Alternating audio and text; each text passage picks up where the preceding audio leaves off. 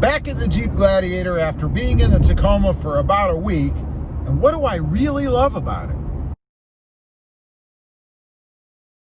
Well, good afternoon, everybody, and welcome back to the channel. That's right, I am back in the Jeep Gladiator. We got back from our trip to Colorado a while ago, and I've been driving the Tacoma ever since. So today I switched them out. I'm in the Gladiator, and I gotta say, I've missed it.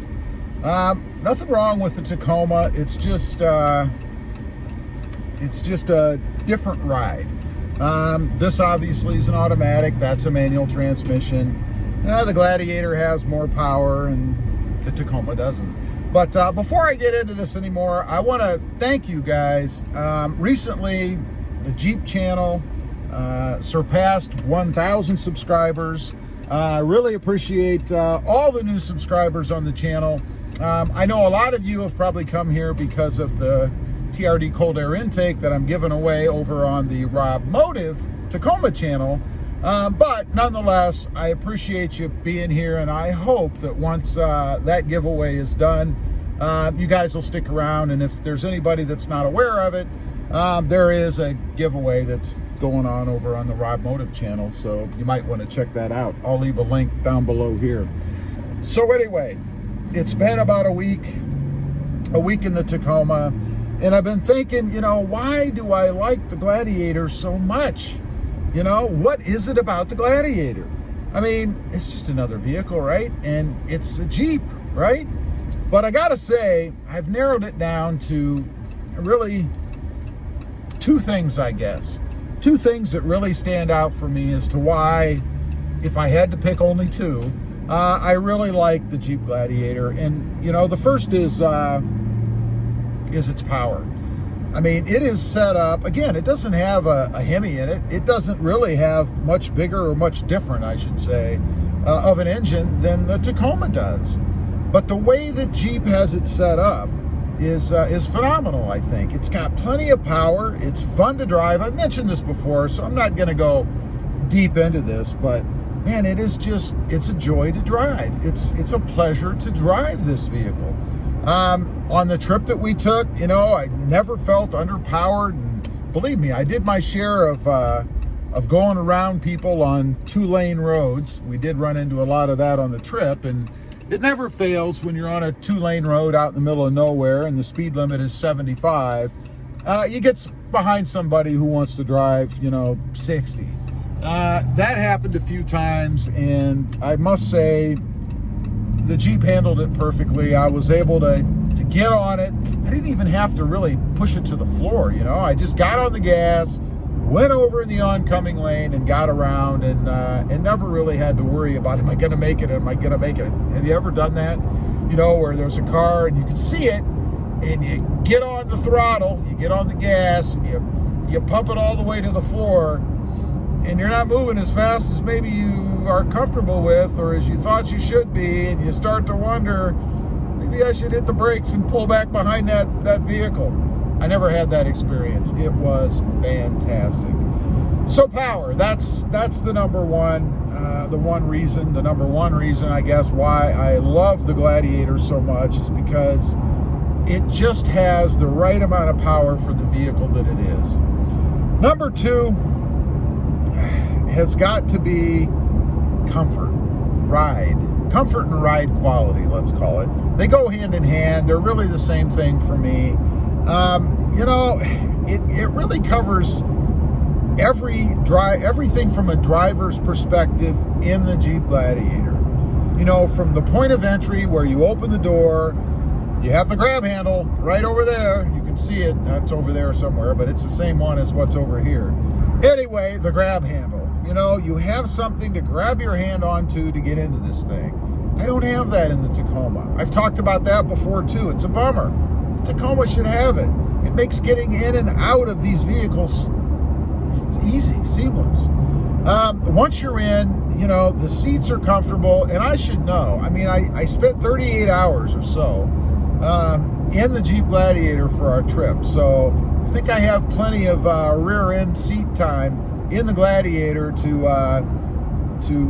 make a good analysis, I guess, of whether or not these seats are comfortable. And I gotta say, very impressed. Of all the seats that we have right now, my wife's Jeep, the Tacoma, these are the most comfortable seats, and I think I made the right choice as to what vehicle to take from that standpoint, because man, I gotta say, probably about a couple of hours into that trip, sitting on the Tacoma seats, I would have been very uncomfortable and regretting my decision, you know? So I'm very impressed with that. The ergonomics of everything in here, this goes with comfort, right? I mean, we used the navigation, or the phone rather, using Apple CarPlay tied to the radio as our navigation. That's how we made it from South Texas to Colorado. We didn't have any issues. It worked seamlessly. And I gotta say, I had mentioned a while back, maybe a month or so after I got the Gladiator, there was an issue where when I turned it on, the truck, the radio was black. It didn't come on. I had to turn the truck off and turn it back on. Had the same thing happen in a Ram Rebel. And actually, in talking to my wife, she's had that happen once in her Jeep JL. It seems to be a one and done thing though. I never experienced it again, I don't believe, in the Ram Rebel after the one time, which was kind of a pain to get it to come back on. And so far, I've not experienced it again in the Gladiator. We had no issues on the trip with the radio. It came on every time we started the truck. The navigation through the phone worked perfectly. Probably one of the best navigation experiences I've had on a long distance trip. I've had other vehicles, particularly the Fords. You know, I've had a couple of Ford F-150s, and one of them I think had navigation on it, and it was horrible. Audi is really bad. I had an Audi A4, and the navigation in that thing was so complicated, I don't think I ever did figure out how to use it. I don't know. But seamless in the Gladiator, and I think that's probably because you're using Google Maps or whatever. I think that's what we used, whatever the default is on an iPhone. And it worked seamlessly. We could hear it through the radio, didn't have any issues, didn't send us to any place that we didn't need to go, except for once. I take that back. There was one time where we were trying to find a hotel. No, there was twice. 2 times. Both of these were hotels. And for some reason, and this doesn't have anything to do with the Gladiator, but Google Maps just couldn't find it. I don't know. One time they dumped us in a field. I don't know. We actually had to map it from the directions on the hotel's website, and then we were able to go. And the second time, we actually had to follow written directions in Google Maps, or maybe it was from the website, I don't know, to get to that hotel. None of that has anything to do with the Jeep Gladiator, though. I mean, once we used the website's directions to get to the first hotel, we plugged it in and it took us there seamlessly. So very impressed with that.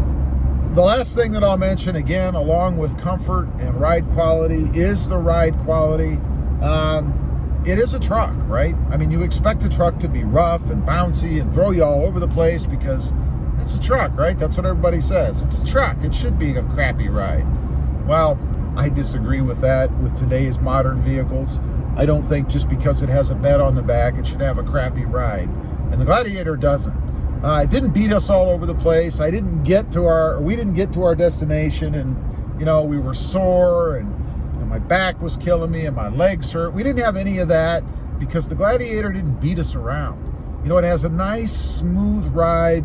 Again, I'm not going to say it's, you know, Cadillac or Lexus grade or anything like that, because it's not. It still is, you know, bouncier than you're going to get in a luxury vehicle, but pretty darn good for a pickup truck. I mean, it is a pickup truck, right?